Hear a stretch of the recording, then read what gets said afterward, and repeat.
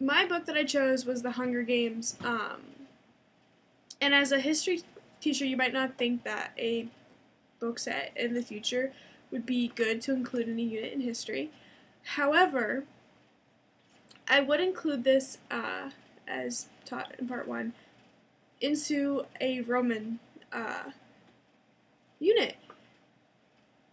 And with the Roman people, they took, well, usually slaves, and put them into the Colosseum and, like, to fight to the death in order to keep control over those populations. The Capitol is doing the same thing in the Hunger Games books. In order to help the students will have chapters to read maybe every other night or so, and they would have if they have Blackboard and stuff, they can discuss it on there in like smaller groups, or take time out a little bit out of the day, like 10 minutes at the end of class, so they can talk about this as an overall project. They can choose a way to present what happens. They can do a skit, they can write a paper, they can do a poster, something that the group wants to do as a whole. This way it's not limiting just to writing or to acting or to graphic design or whatever.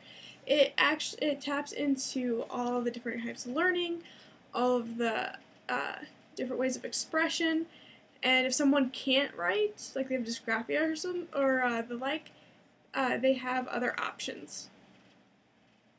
The different kinds of activities can range from just the group work to maybe acting part of it out in class if we have do more time of it during the day.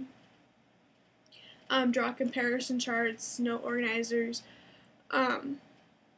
which sound kind of cliche in history because we're always doing note organizers. However,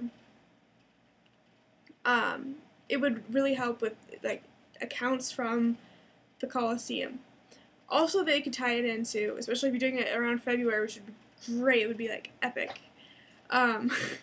Is that you could tie it into the Super Bowl, as stated in the first part. Just take this and just kind of run with it, because while people don't die in there, it's elimination based tournament, and the Hunger Games, it's literally an elimination based event. You get eliminated, you're dead.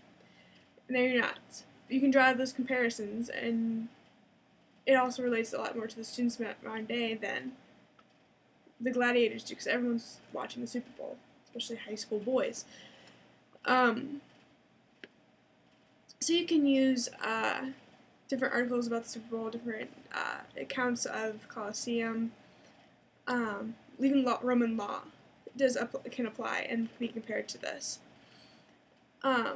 At the end, their overall project being how they see this book working out and comparing to the rest of the material. So to the gladiators, to the Roman law empire system, and to, especially during the Super Bowl, to Super Bowl and to football and elimination style tournaments. I want students to be able to not only find a good book to read, because sometimes it's really hard to get your students to read, but to also make the connections between, this is considered sci-fi fantasy, to history, because history repeats itself, and this is a good example. This is an empire that's trying to control all of its districts, just like the Roman Empire tried to connect and control all of its outlying territory. And if they can make those connections, then they'll probably be able to make connections in other reading that they do. And this is the first book of the series, so the next book also relates back to the Roman Empire, so hopefully they will still be able to make those connections outside of the classroom after having done a unit with the Hunger Games, with the Roman Empire and the gladiators, and maybe, even with the Super Bowl.